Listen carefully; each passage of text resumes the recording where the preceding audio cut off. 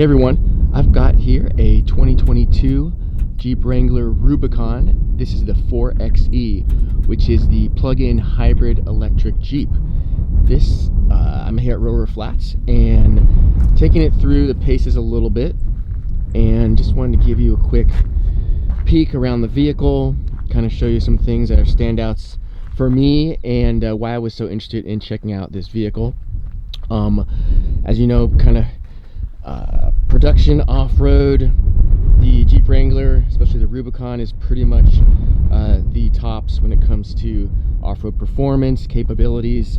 Really, before you've got the Bronco now in the mix, but Jeep has been doing this for a long time, and the Rubicon is particularly better at, more equipped from the factory for off-roading, for handling ruts and hills like this. Really no problem at all. This is just pretty much a walk in the park for this vehicle. The Rubicon, you've got the front and rear factory lockers, which is huge. Essentially, you've got solid axles front and back. You can lock them so equal power goes to every wheel. There's no spinning. The differentials are locked in place, and it's any off-road enthusiast will tell you that that's kind of the feature that you want. And from the factory, not a lot of vehicles have that, but of course Jeep does that in the Rubicon. Also, you've got these big 285/70 R17s, and I believe you can put 35s on here without really having to do a lift as well. But so much aftermarket for Jeeps, you can really go kind of hog wild with this. You've got these sliders here. They don't have steps, but that from the factory again is great. These are nice and slick, protect the door and the body from any damage. The plenty of ground clearance, as you can see under here. Actually, I'm on kind of stitched, so it even looks better. But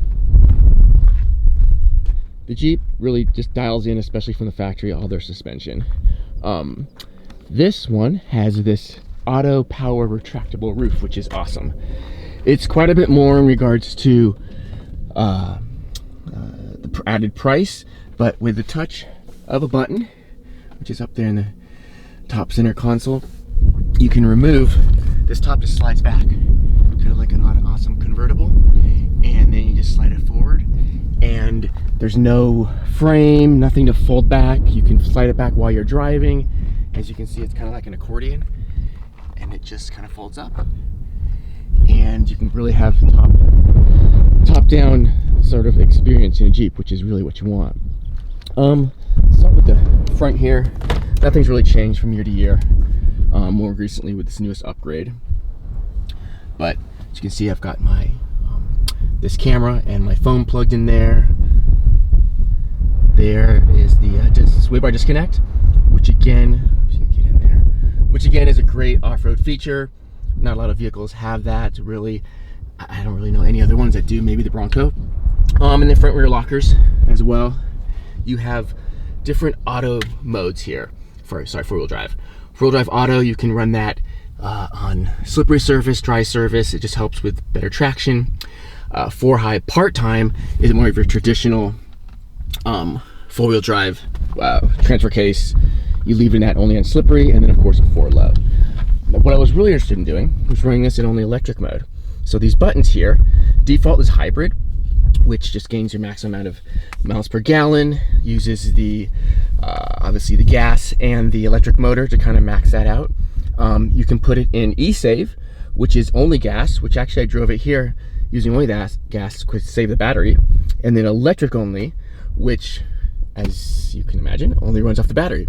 So in a situation like out here, where it's quiet, we're out here in the desert in California, there's nobody around, and it's almost like if you were off-roading or if you're mountain biking, if you're taking a hike, the only thing you really hear are the tires on the ground. So it's just a real cool, nice experience, and you're kind of maybe a little more one with nature.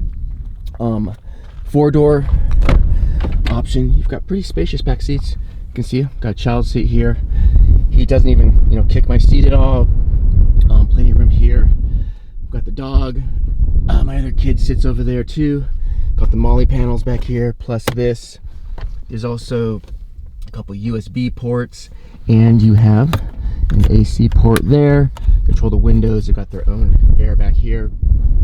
Plus they've got this whole open sunroof, speakers. I'll show you the back. We have it piled up with lacrosse gear, skateboards, all that good stuff. And there's still plenty more room for other things. So we've got chairs, we had a lacrosse game, everything just piled back here. Fits great, no worries, a subwoofer back there. And you know, obviously it's a Jeep, so you've got the roll bar here that takes up space, but you need it. Safety, and it which makes the Jeep a Jeep. You could take off this whole top if you wanted to, and again, that's an awesome option if you just want to go fully open air and you have space to do that. But I imagine most people will really just use that top, the retractable top there. Let's see what else. Got some standout kind of blue tow hooks in the back here, so you can just grab onto that if you're in trouble. Somebody can yank you out.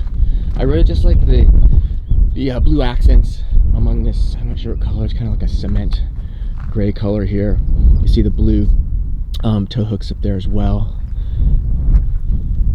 Trying to think what else here. Oh, so here, check this out. This is with a plug-in. Plugged in overnight. It'll take one standard outlet in your home. It takes about 15 hours to charge. If you've got the 240, it can charge in less than 3 hours full charge. Fuel right there. One thing, what I did was I was not at a full charge, but 80%, and I turned on regenerative braking power, which kind of does the battery as well while you're driving. And so I'm using gas, but I'm charging the battery at the same time, and I got it up to about 95%. So I added 15% on like a half-hour drive to get up here. So that was pretty cool. The great LED headlights. So again, this is the most modern Jeep, as you'd think. Pretty much has used CarPlay. It's got its own nav. Screen is on the small side for kind of modern day vehicles, but again, it's a Jeep and it's pretty sparse. But the main thing what you're out here to do is use this for what it is, and that's for wheeling out here. Got the Rubicon stitching. Yeah. So anyway, our family's having fun with it. Our doggo's having fun with it as well. Again, you can leave as is, or you can modify to your heart's content. And yeah, but the electric is really, I feel like, the way to go with this vehicle. And I hope to see more. Again, this is kind of the first electric off-road experience I've ever had, and I imagine there are more vehicles to come, but Jeep's just going to keep refining it. You get about 22 miles with just the fully charged battery, so wish that range was higher, but you know, that will change in the future as well. But for out here, you know, I might go 10 miles, but yeah, it's plenty to really experience an electric off-road experience. All right, again, this is 2022 Jeep Wrangler Rubicon 4XE plug-in hybrid.